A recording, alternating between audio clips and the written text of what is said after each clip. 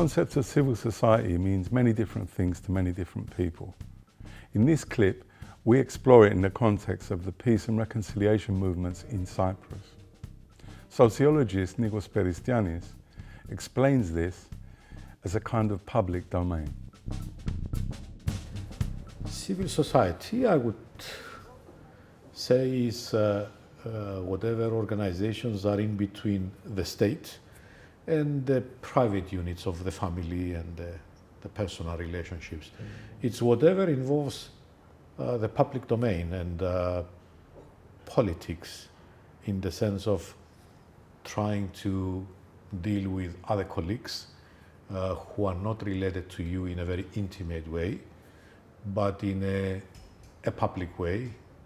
And that entails, of course, many forms of institutions, from political parties to pressure groups to any kind of non-governmental organization and so on. Mete Hatay describes the differences between the communities across the Green Line. It is very hard to describe the civil society as well. If you look at North Cyprus, actually North Cyprus is like a big civil society community in a sense, because it's an unrecognized entity. Because it is an unrecognized entity, a lot of people have their shadow. I mean, even the officials, parties, the institutions have their shadow NGOs in a sense. So because they cannot represent their community as officials, you have NGOs doing that job. Sometimes it is a deliberate appointment of the officials. Sometimes it is the opposition of the institutions. So you have hundreds of small and big size civil society, and they are very active compared to Republic of Cyprus, government control areas. In government control areas, you have a more shy, introvert civil society movement, more professional organizations. Like you have bars, you have chambers, you have trade unions, and then you have new NGOs which was constructed or became active after the EU accession or right before the EU accession process, depending on EU funding, let's say, or EU's preference NGOs, consumers association and things like this, which EU encourages this kind of NGOs to appear. So you have those as well, but they are not politically motivated, let's say. They are concentrating on the issues that they're supposed to be working on. But in the north, every NGO is politicized, whether leftist or right-wing or whatever, so they somehow have a political agenda as well. The way in which civil society developed in Cyprus is closely connected to the dynamics of the Cyprus problem, and this can be seen through the strengths and weaknesses of the bicommunal movement. This is explained by sociologist Maria Hadjipavlou. Myself, I believe that the bicommunal work, which either in formal NGOs, some bicommunal NGOs, some monocommunal NGOs, and so on, but also working for the same purpose, which is the status quo, is detrimental to both. We don't like the status quo. We don't like all these boundaries and borders and blah, blah, and so on.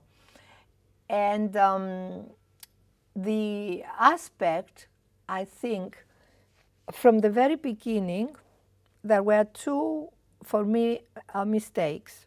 One mistake was when the third party, because we couldn't do this work, as you know, when there was no direct communication, the checkpoints were closed and so we needed the third party. So who were these third party? Let's evaluate this. Let's evaluate what were the weaknesses in your, in a retrospective way now that you look at it from I think one which I'm still working, looking at all the material of all these decades. One, I think, was that there wasn't a very solid structure in our mental structure for political intervention, for political work. We looked at this work mostly at one level, which is very important, building the human infrastructure, building trust, listening to the other, exchanging information, narratives, and so on. But we never really formulated this into a political action movement so that we would have points of entry into the conflict system. One is this. Second is the legitimacy. The legitimacy that these groups mostly got was from abroad, from third parties, okay? From embassies, from other centers of conflict resolution abroad, from the UN, and this is needed. I'm not saying it wasn't important, it was very important because it kept also the courage to go on, because it was a big risk. Branded as traitors in their own communities. Yes, and why? And then, but locally, we didn't have this legitimacy, okay? There are reasons, I believe, for this. But one thing I believe that you said, they were traitors, it's the strength of this movement. Sure. Because, Ahmed, if this work did not threaten, was not viewed as an obstacle to mainstream political narratives and political positions, okay, it wouldn't have been resisted by the political elites. By the political ruling elites. Yeah. Okay? So I think I'm arguing in this book that one of the strengths was also this, the resistance that they met at the macro level, at that level, and so on. However, the movement itself was not, these groups were not able to embrace more the grassroots. Okay? So that was another, I think, limitation of this work. The elitism of bicommunalism is explained further by Mete Hatay, who views it as a kind of entrapment of language realities. When we talk about reconciliation in Cyprus, of course, we've seen a lot of attempts and good examples and bad examples, because it was like a try and find kind of attitude. Everybody wanted to sort of try their own formats on sort of encouraging civil society in rapprochement, or normalization between communities. In the 90s, it was more like bringing people together and not talking about the Cyprus problem, but becoming friends. So it was useful in a sense to crash the ice or break the ice between the people. As you know, the border or the line was intact then, there were no checkpoints open. So the people used to meet abroad and, or in buffer zone if they succeeded to get the permission from the authorities. There again, the reason, when we look at this kind of groups, what we see, the goods and the bads of these groups is, for example, you have only English speakers as a participant in the groups. So you, in a way, you leave out the bigger part of the society. More educated people or, certain urban people participate in this sort of events. Of course, it's good to have them because they are, majority are in a way opinion shapers. You assume that they are opinion shapers, but still it fails to reach out to the general public.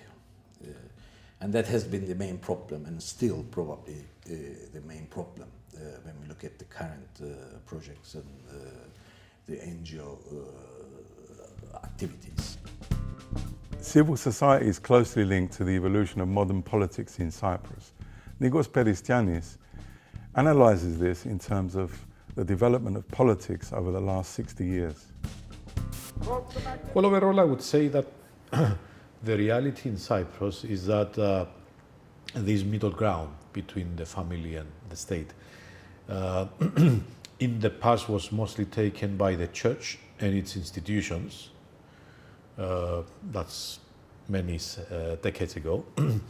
From the 1940s onwards, you've got the steady presence of the left-wing party and its own organizations. And after that period, you've got the gradual formation and differentiation of two camps, I would call them. One is the right-wing camp, in which usually the church is an important component, and the other is the left-wing camp, in which the left-wing party, the traditional left-wing party, meaning AKEL, is an important component.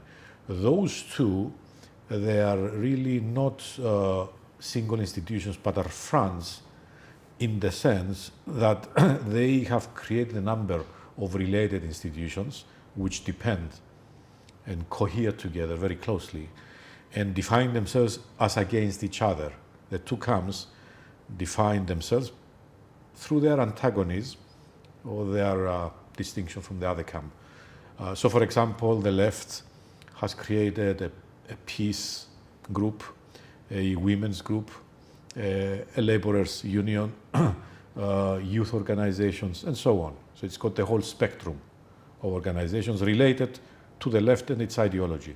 In the same way, in the right, you traditionally had the church and associated institutions starting from the Christian organizations, youth Christian organizations, women Christian organizations, so on and so forth. After 1960, the independent republic, but especially I would say after 74 and especially after 77, when we've got the creation of the modern parties in Cyprus, aside the left and a couple of smaller parties that were there before, especially EDEC, the Socialist Party, we have the new phase of political life in Cyprus after the death of Makarios, or towards the end of his life, when we have the creation of DIKO, DISI, and many other parties ever since. But I would say the basic distinction is more or less the same. You still have usually two broad fronts, only now you've got a new kind of division that may cross-cut with the other ones, and that is a distinction between the hardliners and the softliners on the Cyprus problem. The hardliners could be, we usually associate them with the smaller parties, DIKO and EDEC, but you find them in DC as well, less so in AKEL, and in some other parties like Euroko, obviously, and so on. And on the other side, you've got the softer liners on the Cyprus problem, those who are pro-rapprochement and making some kind of compromise, reaching a compromise with the Turkish Cypriots, and so on. So I think that sometimes the two groups coincide, but sometimes they cross. They're not necessarily exactly the same. Even though I would say that the broader line, the dominant one, is still the left and right. That takes different forms. The success or failure of the peace movement in Cyprus is not so crystal clear. As Mete Hatay explains, one of its key weaknesses was never talking about the Cyprus problem. There's no crystal clear cut to call it a success or a failure. It has its successful sides. As I say, even those 1990s bicommunal groups that are criticized a lot by current people had its function in a way that the people got to know each other. It broke some people, it broke the ice, it crashed the ice between certain people, and they were instrumental in, after the opening of the checkpoints, to introduce the other people to each other. So it was useful in that sense. But failure was, they didn't talk about the Cyprus problem. So actually they became good friends without thinking of the future of Cyprus, how they were going to establish the futures. But it was preparing the ground in that sense. But this current works, still some, in a way, my critical look is so much concentrating in the buffer zone. I mean, people should be more able to go to the other side. When I say other side, have more access to Limassol, Paphos, Carpazia, Lefka, Tilleria, all places. So we are more Nicosia based. So that's in a way blocking the bigger rapprochement amongst the people.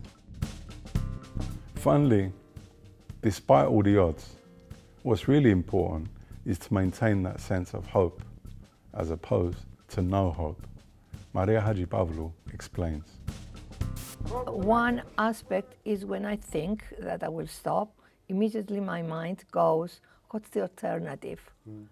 To really stay there and do something that I hate, which is the deepening of the legitimation of the status quo. So that frightens me much more than the hope, you know, or non-hope. So one aspect is that. The second aspect, through my teaching, when I see that out of the 40, 60 people in my class, 10 have said, wow, you know, They see the light. There is something for us to do in this society that we never thought there's a possibility, okay? So this is the other thing, that I believe that as we move on, you know, in this very gloomy landscape, I do not forget that there are sparks and there are little stars around which keep us, you know, saying it's important.